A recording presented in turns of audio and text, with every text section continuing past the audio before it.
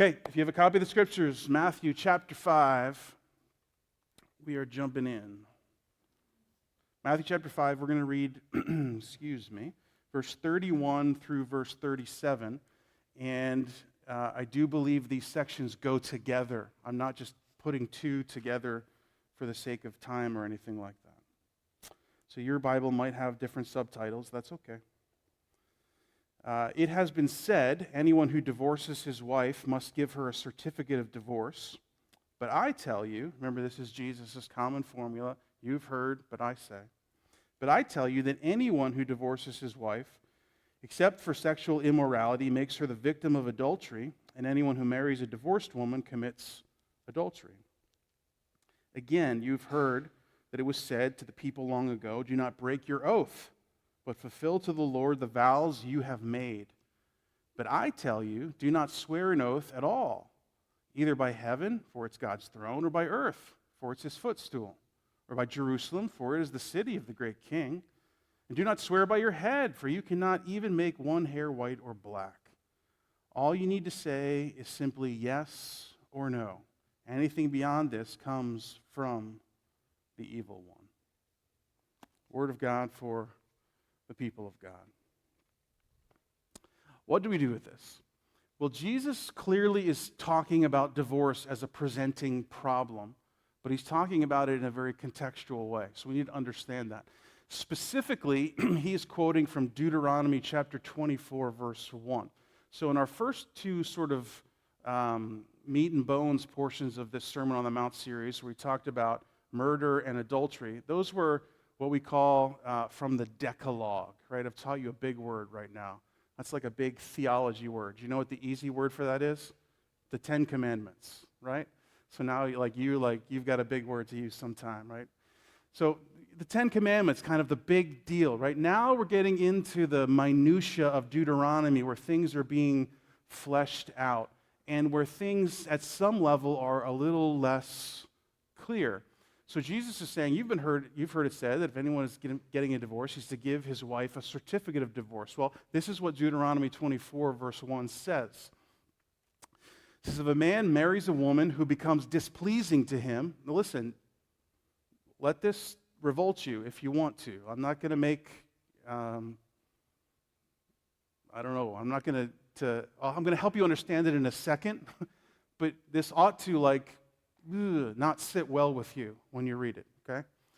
If a man marries a woman who becomes displeasing to him because he finds something indecent about her, and he writes her a certificate of divorce, gives it to her, and sends her from his house. This is what Jesus is referring to, okay, when he says this.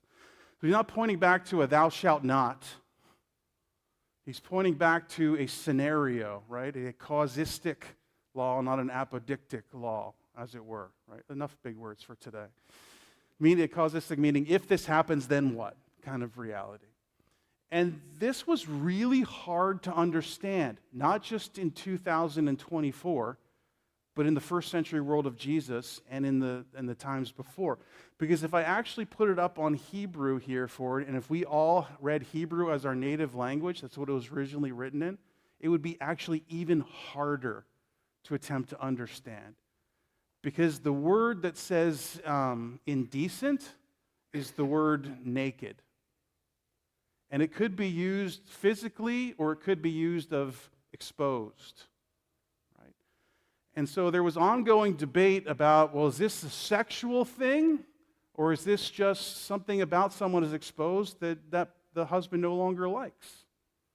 And you kind of get in the NIV, which again, it doesn't sit well with our modern sensibilities, but I'm grateful that they translate it the way they do because it makes us have to sit there and be like, what does this mean? This sounds not good, right? And so Jesus is entering into this wild and weird conversation. What does Deuteronomy 24 mean? Is basically what the presenting question is. You've heard it said that this is what it means. If a man wants to get a divorce, he's got to give his wife a certificate of divorce. Now listen, in the days of Jesus, there were two prominent rabbis. Again, rabbis in the days of Jesus were sort of like the professional students of Torah, of the Old Testament law. And they were the ones who wrote about it, taught about it, and helped adjudicate it in the midst of the people. And there'd be some who were more prominent than others. So the two prominent rabbis in the days of Jesus, Shammai and Hillel, and perhaps you've heard of them before. And Shammai was famous for being very conservative in his renderings of the Old Testament. So he would read this and say, this is about adultery, Deuteronomy 24, verse 1, or some kind of sexual sin on the part of the wife. But Hillel would read this and say, no, this is about something being exposed about her that the husband doesn't like. And then there were people who took it even further than that. There were some rabbis who wrote, and listen, if you ever are having trouble sleeping, there's all kinds of rabbinic writings that I can deliver to you. You'll be amazed how quickly you can fall asleep at night, where there's just copious words written over minutia from the first century world. And we have records of this, where basically one rabbi says, if a wife cooks a bad dinner, she can be given a certificate of divorce. Now listen, this should revolt you, right? I'm not trying to hide from you the realities, but I remind you, this isn't 2024 when this stuff is written, nor is a rabbi's interpretation of Scripture inspired or infallible, correct? But Jesus here is entering into that discussion. Does this make sense? It's really important for us to see that he's getting into a first century cultural discussion about what to do with this, and he's very clearly leaning on the more conservative side, isn't he? And so we have to render with that and help to make sense and understand exactly what it's after. However, I do want to speak a little bit more about the culture to kind of help us understand here. So at some level, what was happening in the days of Jesus and prior to it is that Jewish men were discarding their wives at some level because they found a better option. Now, listen, we've heard this story before. This happens in our world too, doesn't it? Except they had legal reason or legal backing to make it happen if they wanted to. And if you go all the way back to Deuteronomy, and I'm not suggesting this morning we can come to a definitive conclusion about what Deuteronomy 24:1 meant in, circa 1500 BC or whenever it was spoken about. What you had in that day, and listen, I'm not suggesting to you that it is the proper cultural situation, but what you had in that day was a male-dominated society, high patriarchy, where women had very little rights, very little respect, and very little opportunity. Is that right? Is that God's ideal? I don't believe so. But that was the situation, the circumstance. You remember post-fall, right? Post-entrance of sin into our world.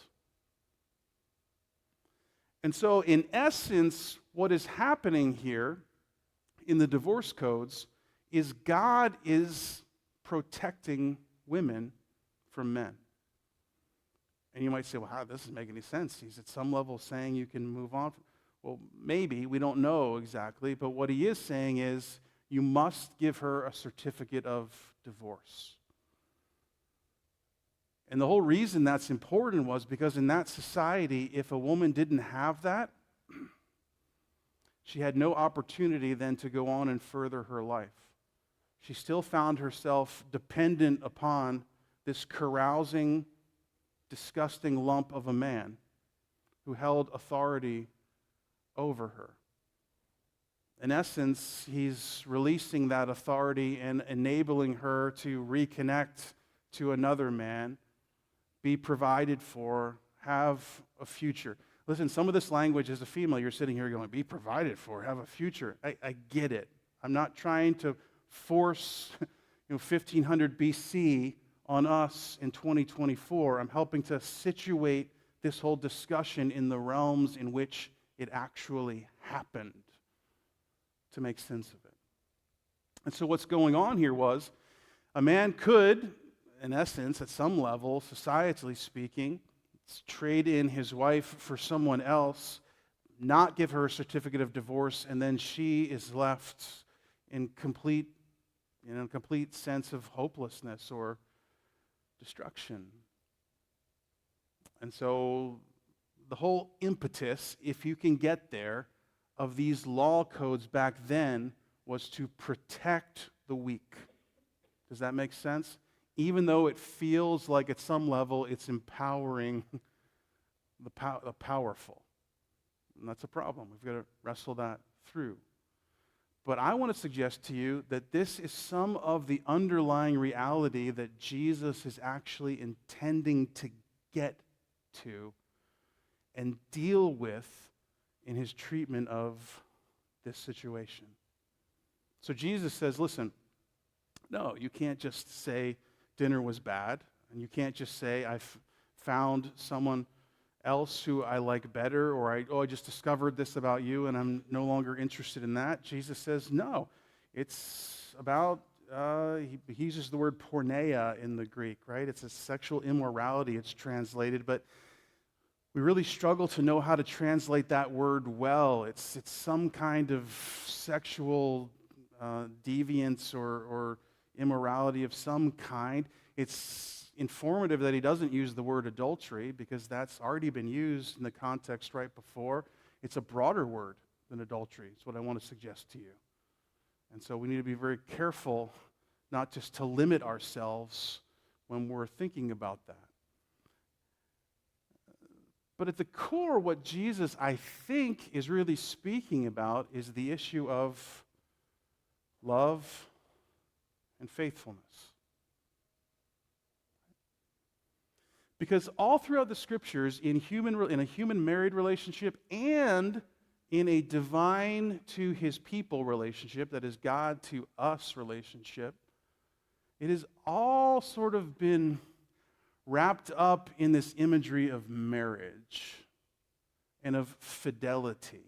So that even when God talks about our relationship to him and his relationship to us, he talks about it in marriage language, about fidelity and love, and that when we follow other gods, we're actually being unfaithful to him. I think it's informative to us as we process all of this, because I think at the core, what Jesus is speaking about here when he talks about rationale for divorce at some level is the great issue of infidelity, right? Now, we hear that word and we immediately go to sexual things, but I think there's bigger scope and reality at play here. Now, listen, I've already given you a disclaimer that this sermon is not about divorce, and we've spent about 15 minutes on it now, and so we don't have too much more time to get into it. If we wanted to have a theology of divorce, we'd have to do like 8 to 10 Sundays and try to wrap it through. And I'd really rather never talk about divorce ever again, unless it's a presenting issue, and then I want to talk to you as your pastor, and we can wrestle through these things together. And I want you to know that I'm always open to that without judgment to help you walk through and process relational struggles. They're real, and it's challenging in this broken world. But I think what Jesus is setting forth here is, listen, divorce is permitted in this broken world because of infidelity that rises out of the hard-heartedness of people. Now, we would be wrong to not pause and acknowledge that even though 2024 is a long way from, 30 AD or 27 AD, when Jesus might be reading the Sermon on the Mount, or 1500 BC when Deuteronomy might have been spoken for the first time.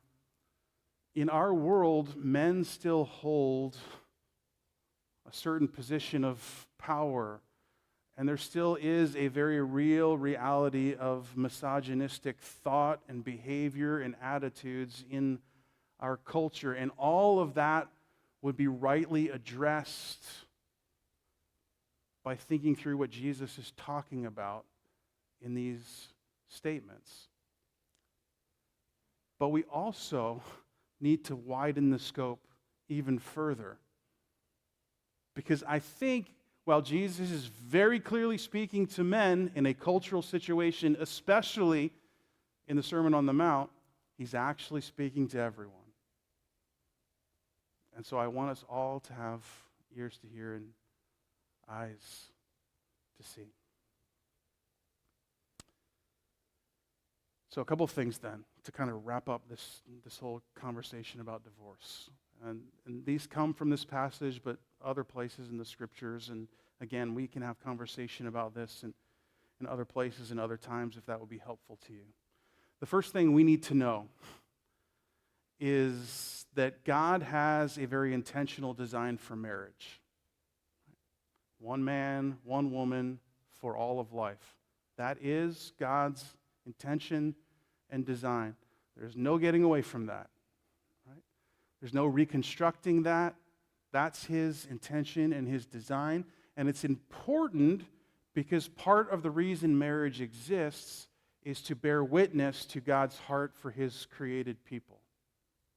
That is that when we as a husband or a wife persevere in love and fidelity to our spouse, we bear witness to a God who perfectly perseveres in love and fidelity towards us. Our capacity to persevere in love and fidelity is only possible because he is love and fidelity. That's God's ideal. But God's ideal gets shattered in Genesis chapter 3. And to suggest that we're living in Genesis 1 and 2 would be a great mistake. And so we have to recognize that we live in a broken world with broken people. That in a marriage relationship, two very broken people have decided to try to live a together life in a very broken world. That is a super challenging thing, even though it is a wonderfully God-honoring thing. And in the midst of this brokenness, sin and death and all that is around it can fray and can deeply damage marriage relationships for lots of different reasons. And while reconciliation should always be the earnest hope and desire of any true follower of God, the reality is, in this world, reconciliation is not always possible. Now listen to me. As a pastor, I've walked with people through extraordinarily challenging things, extraordinarily challenging marital things, adultery, domestic violence, lots of other things. And here's what I want you to know. We are always in those moments talking about God's ideal and talking about realities of reconciliation while having open minds about the realities of this world. Does this make sense? Right? That we can't be cloudy about anything as we engage in it. And therefore, I say, as Jesus does, that there are some situations in which divorce is, here's what I would call it, a fair option. It would never be the preferred option, right? It would never be the absolutely option, but it might be the correct option or the right option. And you say, Adam, you're being super vague. Yeah, you're darn right I am. Because every situation is incredibly unique and needs to be walked through in a process that invites community and spiritual leadership in to help discern and to ask hard questions like, what is your openness to reconciliation? Have you really processed the pain that you've had to endure here? What does a timeline towards these things look like? Is it possible that, any kinds of quick or rash decisions that are made in relational strife are almost always inappropriate? And I've seen them made that sound like we're going to make this work. Or I'm done with this. But I think God calls us to do the hard work of the heart to discern these things together. Listen, I grew up hearing all the time, you can get divorced if your husband or your wife cheats on you. Well, what does that mean? You can get divorced if your husband or your wife commits adultery, right? That's the exception clause. Here it is in Matthew. Well, here's the problem. Jesus gives this talk in Mark and Luke as well, and there is no exception clause. What do you do with that? And if we were all listening last week, Jesus says that all of us have probably already committed adultery in our hearts. We've got a problem, right? We've got a deep heart problem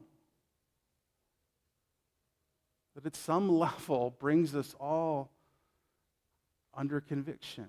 And so the question should never be, can I get divorced? But what does it mean to persevere in this moment in the best way possible, in an honest and open conversation amongst community? Well, I talked about this way longer than I intended to, but it's challenging and it's difficult, and I hope you hear my nuanced and purposely vague heart, but desire and willingness for anyone who is in struggle or finds himself in struggle in the future to believe that I can be an ally for you, to walk with you honestly without judgment, but trying to speak truth in love in the moment. Why read these two things together? Because, doesn't almost every Bible I've ever read puts a subtitle in the middle of them. Incidentally, the subtitles are not in the original language. You know that, right? Neither are the chapters or the verses. We do that because we want to find stuff, and it helps us sort and find things. And it makes sense at some level they put a subtitle here because Jesus does that little intro again, right? You've heard it said, but I tell you. But did you catch that one little word that's popped in there before it? It's the word again. And it's a super important connective in the original language that doesn't show up anywhere else in this sermon, but necessarily links these two little sections together. So Jesus in the beginning said, listen, you've heard it said, anyone who commits adultery, but I tell you, anyone who looks lustfully at another woman. He immediately is going from the presenting problem to the underneath problem. We talk about this divorce issue, he's like jumping in and giving a rabbinic understanding, but he doesn't seem to get there. And yet he does by connecting it to this very thing, because at some level, is marriage also not a vow and an oath? And Jesus says, strangely, I think, right? Listen, you've heard it say that if you make a vow, you should keep it. Yeah, that sounds about right. He goes, but I tell you, now we're getting to the hard issue, don't ever make a vow. Now, that should strike you as like, what? Did he mean to say that? Is that really what he intends to say here? And in fact, it is. But it doesn't mean what it sounds like. At first glance, we'd read this and say, well, Jesus is telling us never to promise anything, never to swear under oath, and never to do any of that stuff, right? And yet, we have evidence in the Scriptures that Jesus spoke under oath, right, in his trials at the very end. And so he can't be talking about that because Jesus is God. God doesn't contradict himself. God doesn't lie. He's saying something different here. He said, you used to hear that if you made an oath, you should fulfill it. But I tell you, don't ever make an oath. So what could he possibly mean? Well, what does he say at the very, very end? Let your yes be yes and your no be no. In other words, a very modern way to say it would be, hey, as a follower of Jesus, you should never have to speak under oath, because everything you say is true, and you will fulfill every promise you make. Now we're getting to some hard issues, aren't we? I mean, is everything you say true? And have you come through on everything you even intended well-meaningly to do? And Jesus is saying, this is the hard issue. Fidelity and truthfulness. Being people who keep our word, being people who do what we say and say what we do, being people who don't shirk responsibility, but readily acknowledge it and step into it. That's what Jesus says his followers are like. And I don't know about you. I've not come here to cast stones, so I'll just, cast some stones at myself. This is not always a description of me. I spend plenty of my time looking to shirk my responsibilities, looking for ways out of commitments I've made, and finding ways to twist words to make it fit my situation. Now, who is able to not do what they said they would do? Who is able to twist words to make them mean what they want them to mean? A person in power, right? A person of authority, a person of influence. No, I'm not talking about President of the United States or whatever, but some level of authority or power in a situation. That's who can change things, right? Who in the courts of Jesus' day, when he's talking about court issues again, there's a whole tractate in the Mishnah, right? Remember when you're struggling to sleep? Just email me. I'll text it to you. There's a whole like a whole giant chapter. There's this book called the Mishnah. It's the collection of rabbinic writings on the law. It's bigger than the Bible. There's a whole section in it on oaths and vows. Doesn't it sound like glorious reading? Why? Because they were writing in this kinds of way. Well, if you swear by this, then you should. But if you swore by this, you can probably. And so what is Jesus doing here? If you swear by heaven, if you swear by earth, if you swear by Jerusalem, if you swear by your head, he's equating everything, you see? But if you look in the Mishnah, well, if you swear by this, then, it's kind of okay. But if you swear by this, don't ever do that. Jesus is like, no, it's all the same. It's about your integrity. It's about your fidelity. It's about your truthfulness. It's about who you are at the core. See, in the courts of the days of Jesus,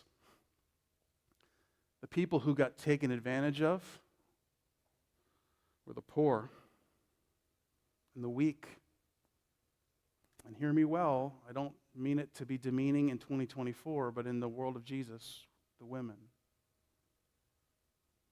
And who got away with bloody murder, as my great-grandmother used to say? Powerful and the rich, and often the men. And Jesus is saying, this is not who we are.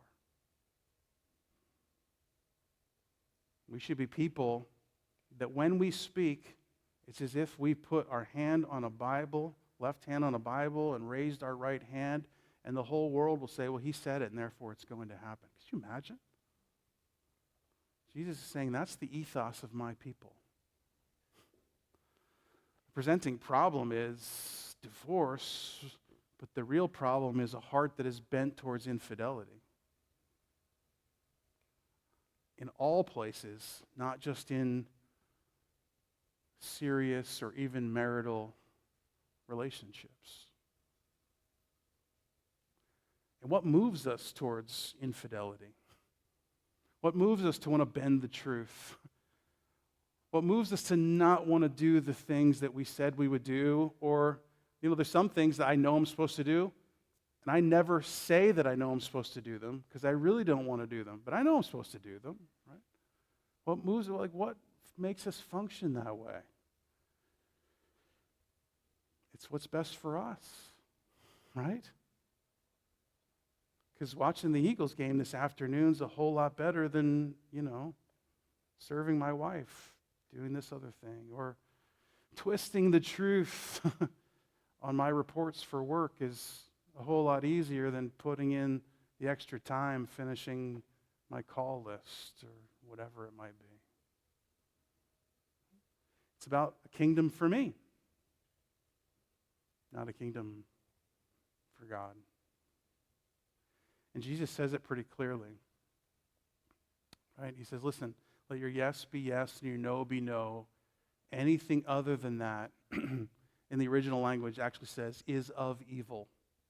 In the NIV, it says of the evil one. It's just making that word a proper noun. I think it's a fair translation. Because what is he implying?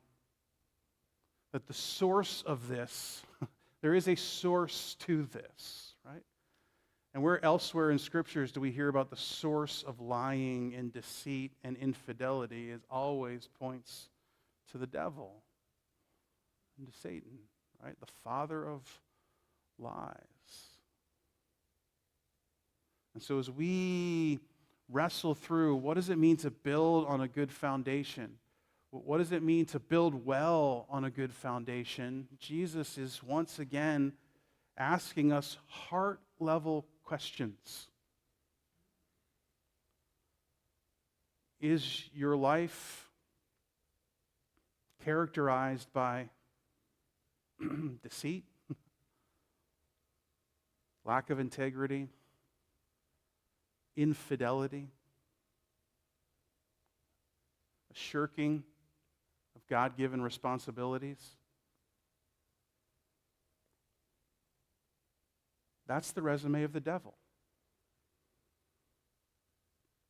Or is your life more characterized by truthfulness and integrity, faithfulness, and stepping into God-given responsibilities? That's the resume of Jesus. Now, we could say, so go home and do better. But we've already seen Jesus tell us what? We need a righteousness that surpasses the religious elite. We need a righteousness that comes from Jesus. That is, our only hope would be if Jesus could offer us his resume and say, it's yours. And this is exactly what he does. Astounding. God says, listen, as great as infidelity is to your spouse, far worse, excuse me, far worse is infidelity to me. And infidelity to God ultimately leads in utter separation. Jesus, when he goes to the cross of Calvary, takes on the utter separation from God that is rightfully ours because of our infidelity. Do you remember that moment where Jesus seems to be overwhelmed, even if for the first time, right? He's been whipped, he's been beaten, he's been mocked, he's been nailed to a cross, he's been humiliated, he's been spit. Then we get to this moment where Jesus screams out, Eloi, Eloi, lama sabachthani, Aramaic, for my God, why have you forsaken me? Separation.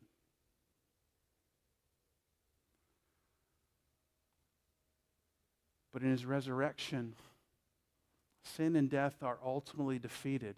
Infidelity is crushed once and for all.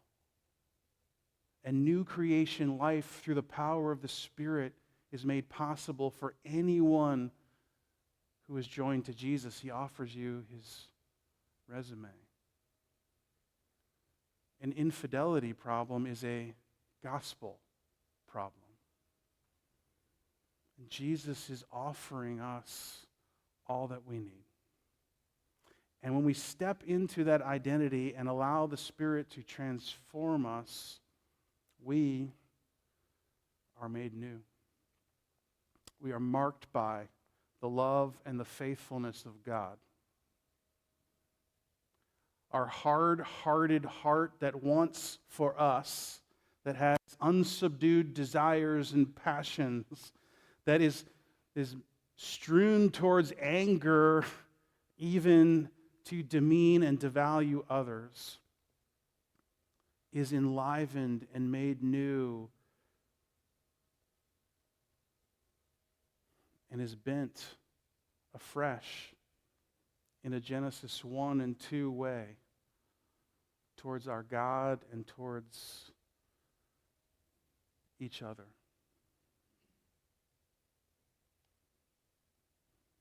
So,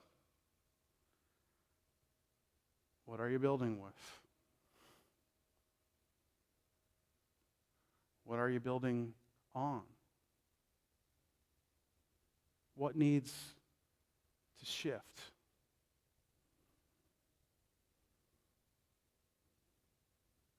What hard-heartedness needs to be dislodged? Where in your life do you need to just get honest for the first time?